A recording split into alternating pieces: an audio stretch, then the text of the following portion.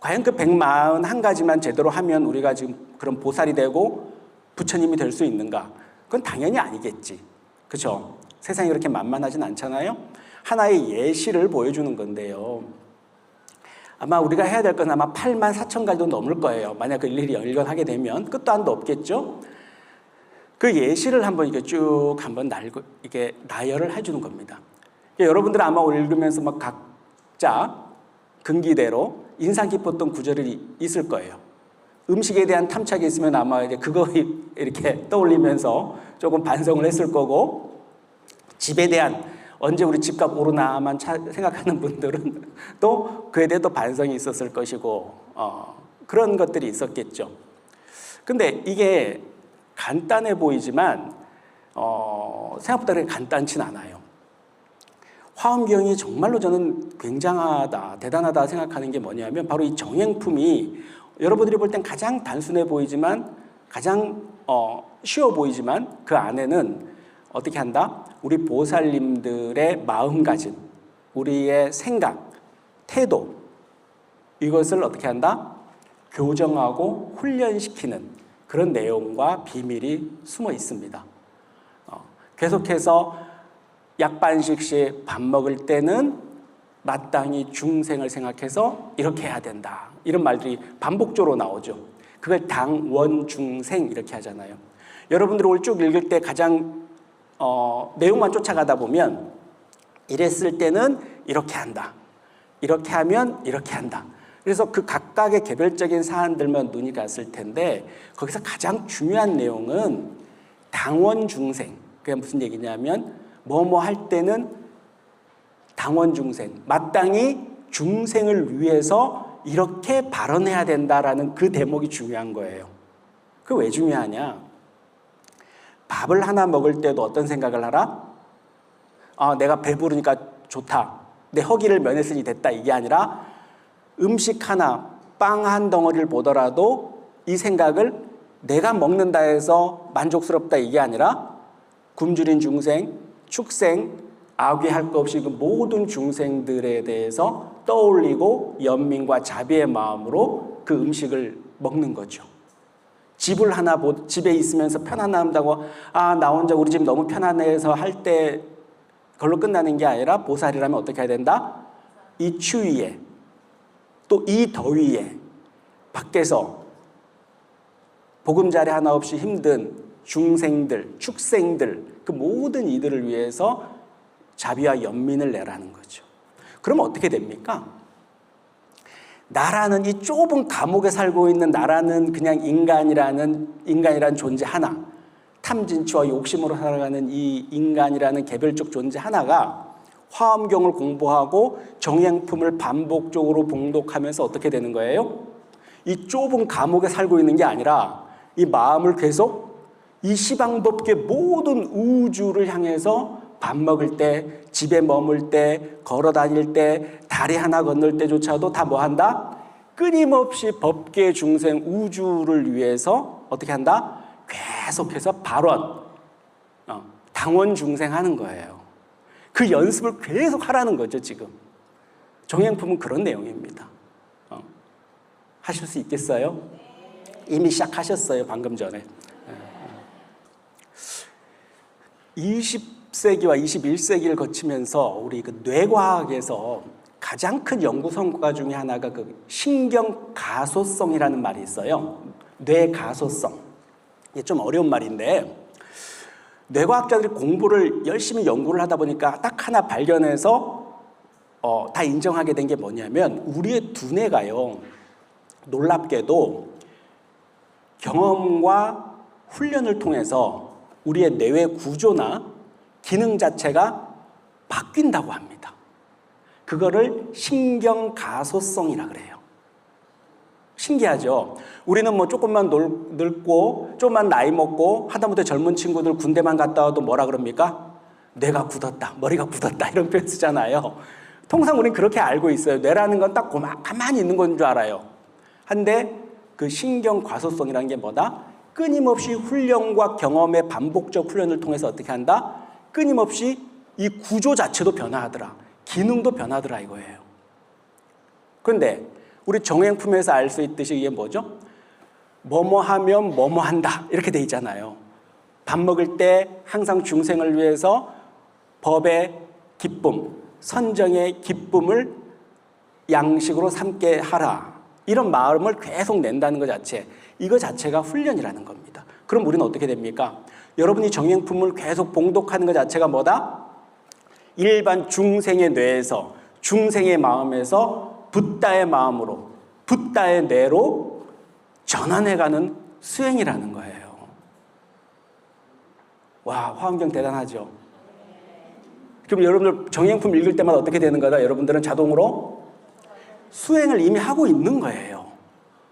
화엄경 덮고 나서 따로 수행을 하는 게 아니고 그 읽어가면서 계속해서 내는 내 뇌를 붓다 브레인으로 자꾸 바꿔가는 거죠, 이미.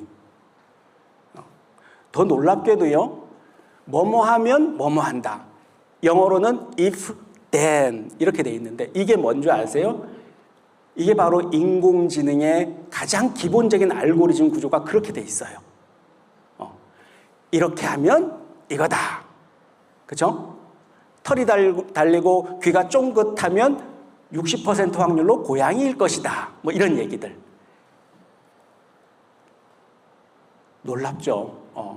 아무리 지금 첨단 과학기술의 그 작동 원리 자체가 그 정행품과 정행품이 의도하고 있는 내용과 정확히 일치해요. 화엄경은 정말 읽다 보면 깜짝깜짝 계속 놀랍니다. 이걸 어떻게 그 옛날에 이러한 형태의 아이디어와 통찰들이 생겨났었는지 대단하다는 생각이 자꾸 들죠. 자, 그렇게 해서 정행품을 쭉 여러분들이 봉독하시고 나서 자, 그렇게 실천을 하겠어. 좋아, 이제부터 실천하겠어. 그래서 하는데 여러분들 어떤가요? 한 달 지나고 2달 지나고 한 6개월 지나면 정행품이란 거 들어본 적도 없이 잊어버려. 이 법회를 통째로 날려버려. 그냥 싹 잊어버리는 경우가 어떻습니까? 우리의 신심이라는 게, 우리의 기억력이라는 게 한계가 있죠. 실천이라는 게. 그런데 그렇게 해버리면 지금까지 했던 게 다 또 도로아미 타벌 돼버린단 말이야. 그래서 여러분들이 그 실천을 지속적으로 최소한 2년 2개월 우리 회항하는 날까지라도, 또 최소한 이 생이 다하는 날까지라도 지속적으로 지탱하면서 끌고 나가야 될 텐데, 그러려면 뭐가 필요하더라? 그때 필요한 게 바로 뭐다? 신심이 필요한 거예요. 믿는 마음이 필요한 거예요. 그래서 화엄경은 다음 품이 짠해서 뭐가 나타난다? 그래서 현수품이 나타나는 겁니다. 현수보살이 어떤 보살이냐 하면, 현수보살, 현수품에 등장하는 현수보살은 바로 실천을 상징하는 보현보살이 계시잖아요. 그리고 지혜를 상징하는 문수보살이 계시잖아요. 그죠? 그러면 그 지혜가 있는데 이걸 어떻게 하면 실천으로 지속적으로 갈 수 있는가? 그 중간에 뭔가가 필요한 거 아니에요. 그죠? 일종의 접착제가 필요하단 말이에요. 그게 신심인 거예요. 현수보살이 바로 그 역할을 하는 겁니다. 그래서 현수품이 나오는 거예요. 현수품이 뭐다? 그 신심에 관한 이야기입니다. 사실은 여러분이 읽으셨던 보살 문명품, 지난번에 법회 때 이미 용학 스님께서 그 내용을 설명하셨어요. 이미 십신에 대해서 쭉 말씀을 하셨고, 그래도 우리 보살들이 지속적으로 실천하기가 어려울 것 같아서 가장 중요한 것은 신심이다라고 강조를 합니다. 그래서 뭐라고 나옵니까? 신이 도원, 공동모라, 장량일체 재선법이다. 무슨 말이냐면 믿음이야말로 도, 불도의 근원이고 공덕의 어머니니라. 일체의 착한 법, 일체의 좋은 법을 장량, 기르게 한다. 이 말입니다. 믿음은 뭐다? 도의, 불도의 근원이래요. 부처님처럼 깨달음으로 가는 근원, 근본 시작이자 모든 만공덕의 어머니다. 이 말은 뭘까요? 믿어야지, 믿음이 있어야지 뭘 할 수 있다? 여러분이 6바라밀 넘어서 화엄의 10바라밀까지 또 앞으로 펼쳐진 어떻게? 십주, 십행, 십회양, 십주로 쫙 펼쳐지는 그 길을 달려나갈 수가 있다는 거죠. 그래서 그 현수품에서는 현수보살이 문수보살의 물음을 받고 이런 대답을 쭉 해주는 거죠. 어떻게 하면 그 믿음의 공덕이 10가지 믿음의 공덕이 어떻게 펼쳐지는지 이런 이야기들을 쭉 합니다. 어떤 게 생겨날까요? 우리가 믿음을 만들게 되면 당연히 신심이 계속 생겨나겠죠. 그리고 그렇죠? 또 염심이 생겨나죠. 부처님 가르침을 기억하고 잊어버리지 않게 하는 그 마음. 또 정진심이 생겨납니다. 끊임없이 해태하는 마음, 게으른 마음 생겨나지 않고 끊임없이 갈 수 있는 마음. 또 정심이 생겨나요. 고요하고 산란하지 않게 오롯이 여러분들 봉독할 때도 봉독하는 거에만 집중하고 참선할 때도 참선하는 거에만 집중할 수 있는 그 정심이 생겨납니다. 또 해심이 생겨나요. 지혜가 계속해서 개발이 됩니다. 우물에서 계속 물이 나오듯이 지혜가 끊임없이 솟아나오는 겁니다. 또 당연히 그렇게 하다 보면 뭡니까? 잘못된 일과 부처님 앞에 받은 계율을 지키지 어긋남이 없이 잘 지킬 수 있게 하는 계심이 생겨납니다. 그리고 회향심, 자기가 조금이라도 성취하고 수행에 기쁨이 있고 수행에 성취가 있을 때마다 이 모든 공덕을 어떻게 한다? 모든 세상, 다른 법계에 돌리려고 하는 마음이 다 일어난다는 겁니다. 그리고 호법심이 생겨납니다. 내가 이렇게 부처님 가르침의 은혜를 입었으니 나 또한 우리 부처님의 가르침을 지키기 위해서 절 도량 하나라도 와서 지키고 쓸고 닦고 그렇죠? 이런 마음을 내게 되어 있는 겁니다. 또 그리고 사심, 모든 애착과 애욕 그리고 제가 갖고 있었던 그 모든 것들에 대해서 다 내려놓고 버릴 줄 아는 마음이 생깁니다. 사심이 생기는 거죠. 그렇죠? 마지막 뭐죠? 원심이 생깁니다. 원심이라는 건 뭐죠? 아까 당원 중생처럼 발원의 마음. 앞으로 내가 뭘 할 때마다 뭘 하겠다. 수한사 올 때마다 나는 어떻게 열심히 수행을 해서 꼭 가르침을 얻고 가겠다. 이런 마음을 끊임없이 발원을 하게 된다는 겁니다. 다 기억나시죠? 그런 내용들이었어요.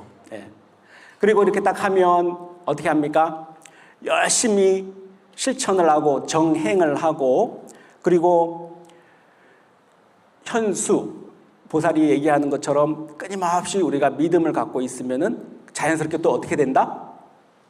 십종삼매에 들 수 있다는 거예요. 삼매, 보광명삼매, 묘광명삼매 들어보셨죠? 그리고 그 중에서 십종삼매 중에 또 그 유명한 해인삼매가 있어요. 해인삼매 들어보셨죠? 해인삼매가 뭔가요? 삼매는 오롯이 집중해서 고요하고 온전히 오롯이 몰입 집중된 상태를 삼매라고 우리가 흔히 얘기를 합니다. 그 중에 해인삼매. 해인사 있죠, 해인사. 바다 해자에 도장 인자를 써서 해인사라고 합니다. 불교에서는 우리의 마음을 흔히 이 바다에 요동치는 물결, 파도에 많이 비유를 해요. 그죠? 그래서 경전과 논서에도 그런 얘기들이 많이 나오는데 끊임없이 우리는 고요히 지금 이 순간에도 앉아 있어서도 어떻게 한다? 빨리 집에 가야 되는데 오늘 저녁은 뭐 먹지? 뭐 하면서 또 내일은 뭐 하지? 계속 지금 한순간도 여기 머물러 있는데 여기 머물러 있지 않은 거예요. 끊임없이 요동치는 거죠. 근데 열심히 신심을 갖고 정행을 하다 보면 어떻게 되더라? 마음이 고요해지는데 그 마음에 고요하다 보면 마치 바닷물이 파도가 일렁임이 놀랍게도 딱 잔잔해짐도 모자라서 마치 우리 컵의 물처럼 움직임 없이 딱 멈춰져 있는 거죠. 자, 그때 그런 상황이 되면 어떻게 될까요? 허공에 뜬 태양이나 달이 떴을 때 달의 모양이 어떻게 비춰질까요? 1cm의 일그러짐, 왜곡되거나 변형된 상이 없이 그대로 물 표면 위에 비치겠죠. 마치 어떻게? 도장을 찍은 듯이. 도장은 왜 쓰겠어요? 조금이라도 어그러지거나 띠틀어지면 어떻게, 그 위조된 도장이죠. 그 못 쓰죠. 마치 그것처럼 도장을 찍은 듯이 해의 모양, 달의 모양, 모든 온갖 사물의 모양들이 이 물 위에 어떻게 되더라? 그대로 비춰지더라. 놀랍게도. 그러면 우리는 세상을 보거나 사물을 보거나 사람을 볼 때 어떻게 되더라? 여실직연이라. 있는 그대로 보게 된다 이거죠. 삐뚤삐뚤 보게 되거나 왜곡되게 보거나 변형되게 보거나 자기 깜냥대로 보거나 입맛에 맞게 뒤틀어서 보지 않고 있는 그대로 보게 되더라 이거죠. 그 삼매경지를 바다 해자, 도장 인자 써서 해인 삼매라고 한다 이 얘기입니다. 근사하죠? 그래요. 그 해인 삼매라는 말이 바로 그 현수품, 현수보살에 의해서 소개가 됩니다. 그래서 이 10종 삼매라는 걸 쭉 10가지 삼매, 해인 삼매를 포함해서요 얘기하는 이유는 뭘까요? 현수보살은 이런 얘기를 하고 있는 거예요. 단순히 믿음이라는 게 나는 부처님을 믿는다, 불법을 믿는다, 스님들한테 귀의했다 이런 믿음이 단순히 내 심리적 위안으로 끝나는 문제가 아니고 뭘로 바로 연결된다? 삼매로 연결되는 통로라는 겁니다. 그냥 마음으로 나는 신심이 있어 이걸로 끝나는 게 아니고 삼매 10가지의 공덕이 있는 그 엄청나고 수승한 뛰어난 삼매로 가는 실천, 수행의 실천 통로가 뭐다? 믿음이라는 거예요. 그러니까 믿음, 우리 일상적으로 믿음 쉽게 얘기하지만 그 믿음이라는 게 뭐다? 여러분들 우리 상상하는 일상적으로 생각하는 것보다 훨씬 대단한 개념인 거예요. 또 대단한 시작이고 깨달음으로 가는 그 시작인 겁니다. 아시겠죠? 그래요. 오늘 보니까 우리가 지금 이제 이회법문, 그렇게 해서 정행품, 현수품, 이렇게 우리가 마무리가 됩니다. 그러면 십행으로 딱 하면 이제 우리가 십신, 우리 십신까지 이제 배운 거죠. 그죠? 10가지 믿음을 내면 이걸로 끝나느냐? 이제 다음 법회 때부터는 3회로 넘어가죠. 그러면 10주, 그죠? 제 4회 때는 10행, 또 그 다음 5회면 10회양, 이렇게 넘어가는 겁니다. 그렇게 해서 10신, 10주, 10행, 10회양 이런 방식으로 넘어가는데 오늘 10신, 10가지 믿음에 대한 공덕을 배웠고 우리가 보살들이 그렇게 익혔다면 그 다음엔 10주로 넘어갑니다. 10주는 뭡니까? 우리 보살들이 그렇게 신심을 냈는데 이 마음을, 그 믿음을 어디다가 두어야 될 것인가에 대한 이야기가 쭉 전개가 되는 겁니다. 저는 이 10주, 10행, 10회양을 얘기할 때 우리가 나무를 키우는 거에 많이 비유를 해요. 여러분들이 이제 오늘 10신, 마음을 냈어요. 신심을 냈어요. 그럼 다음 법문부터 뭘 한다? 10주에 들어가는데 묘목을 사요. 시장에 가서 나무 묘목을 사서 나무 묘목을 땅에다가 묻고 물을 뿌려서 심죠. 그 뿌리가 땅에 잘 뻗치도록, 잘 안착되도록 하는 게 뭐다? 10주 단계입니다. 그 다음에 10행은 뭐예요? 이 나무가 이제 쫙쫙 자라나요. 자라나면서 이제 이파리가 맺히고 무성한 나무가 되겠죠? 그러면 여름 이렇게 더운 날 그늘을 만들어줘서 우리 중생들이 지나가다가 쉴 수도 있게 해주고, 이게 뭐다? 10행, 10가지 실천행으로 그렇게 될 수 있는 겁니다. 그리고 10회양은 또 뭘까요? 이제 거기서 이제 과일이 나오는 거죠. 과일이 나오면 그 과일을 나 혼자 먹겠다 이게 아니고 모든 일체 중성들을 위해서 이 과일을 나눠 먹을 수 있게 해야겠다 하는 게 또 10회양으로 넘어가는 겁니다. 그래서 그 다음에 바로 또 10지로 넘어가는 거고요. 여러분들 이제 요즘 이제 오늘부터 듣게 되면 10신이고 10주고 10행이고 10해양이고 복잡하다 말이 비슷비슷하고 그럴 거라고 생각할 수 있는데 딱 10주부터 이렇게 생각하시면 됩니다. 나무를 사와서 묘목을 사와서 땅에다가 심어서 뿌리를 내리는 게 10주. 또 이 나무가 무성하게 가지를 뻗쳐서 이파리를 맺는 거 그늘을 만드는 게 10행. 거기서 이제 과일이 맺혔네, 열매가 달렸네. 그게 뭐다? 10회향. 그러면 우리 3회 본문도 오늘 다 끝내버렸네.